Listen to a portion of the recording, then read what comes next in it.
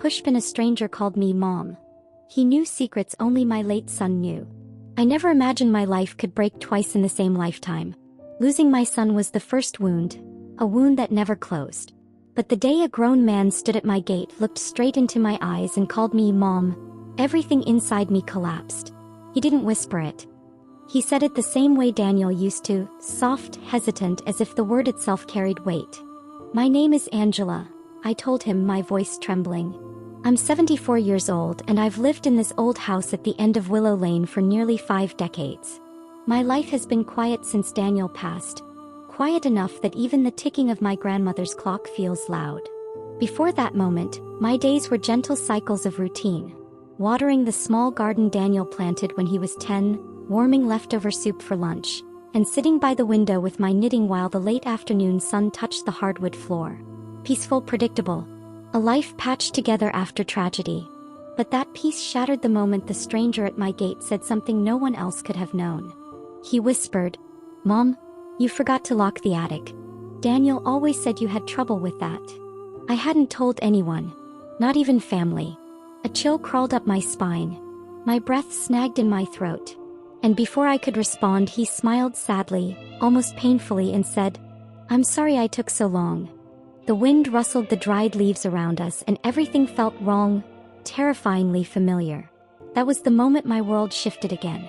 Because Daniel had been dead for 9 years. And this stranger knew things only he would have known.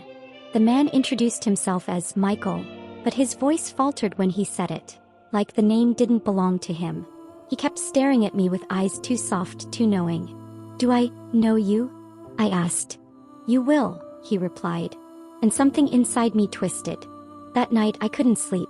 The stranger's face haunted me. The curve of his smile. The way he watched the house like he recognized every window, every brick. The next morning, strange things began to happen. I found my attic door open, even though I had locked it firmly the night before. A faint scent of sandalwood lingered in the hall, Daniel's old cologne. And my rocking chair downstairs was gently swaying, as if someone had just stood up from it. For the first time in years, fear gnawed at my bones. Later that week, I saw him again. I was walking back from the small market near Willow Lane, clutching a bag of apples, when I heard footsteps behind me, soft, steady, familiar. When I turned, the stranger stood there again. "Mom, you shouldn't be walking alone," he said gently. "Your knee gets stiff in the cold." My heart stuttered. Daniel used to say that exact sentence, word for word, after his accident shattered my kneecap. "How do you know that?" I whispered. He blinked slowly as if trying to decide how much truth to give. "You raised me," he murmured. I dropped the bag of apples. They rolled across the pavement like scattered memories. He bent to pick them up, but I stepped back. "Who are you?" I asked again. This time he answered differently. "I don't know how to explain it yet." His voice cracked at the end. And suddenly, a flicker of guilt washed across his face. Deep, painful guilt. Then he walked away.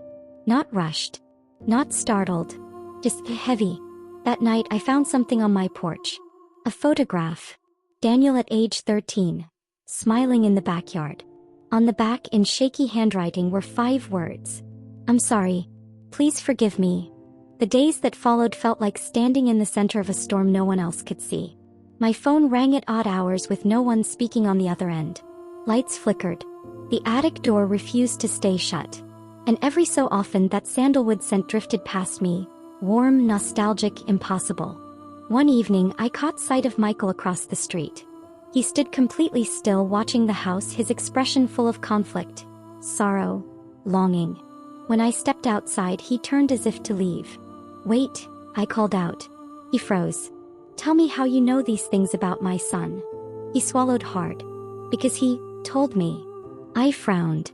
"How? When?" He didn't answer. Instead, he reached into his jacket and placed an envelope on my fence. "For you."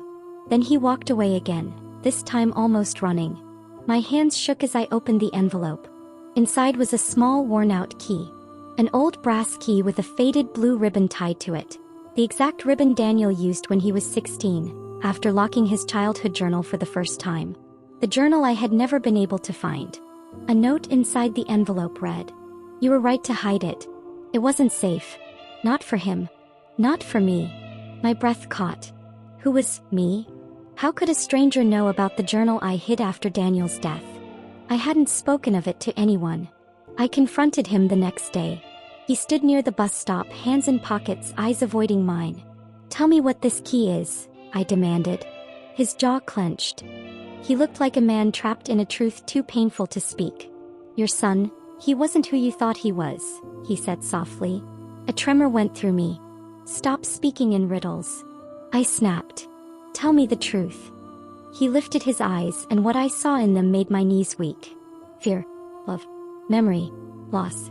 I knew Daniel, he whispered, more than anyone else. And I promised him I would find you when everything went wrong. My world tilted. You promised my son what? His voice broke completely. To tell you what he couldn't. I led him inside. My hands trembled as I locked the door behind us. Sit, I ordered. He didn't. He paced, rubbing his temples, breath unsteady, like a man haunted by ghosts. Start talking, I demanded. How did you know my son? He saved my life, he whispered.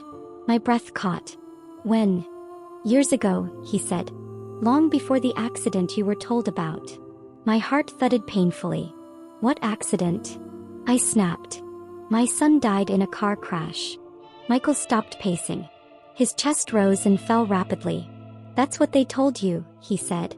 His voice wasn't gentle now. It was angry, broken, desperate. I felt the floor tilt beneath me. Say what you mean, I whispered. He turned toward me, tears forming in his eyes. Your son didn't die in a car accident, Mrs. Walker. A tear slid down his cheek. He was murdered. The room fell silent, painfully silent. My hands gripped the armrest of my chair. No, that's not true. He stepped forward. He was trying to expose something dangerous, something people were willing to kill for. My throat tightened. I felt my chest hollow out. Daniel came to me, he continued, begging for help, and I failed him. I could barely breathe. What do you mean, failed? His voice shattered. I was supposed to protect him. The room spun. I felt myself sinking. Then why do you call me Mom? I whispered. His answer broke what little remained of my sanity. Before he died, Daniel made me promise to find you. He said you were the only mother I had left. The truth unraveled like a thread pulled too fast. Michael told me everything. He and Daniel had worked together at a private research firm. The same firm Daniel once told me was just temporary. But it wasn't temporary. It was dangerous. Daniel had discovered financial corruption, large-scale fraud linked to influential people. He documented everything in his missing journal. When he confronted them, they threatened him. He ran. He hid. He trusted only one person, Michael, a young intern the same age as him who Daniel had quietly mentored for years. He took me in when I had no family, Michael said, voice trembling. He said I was like a brother, sometimes even like a son. Michael's voice cracked. Daniel died protecting evidence, protecting me.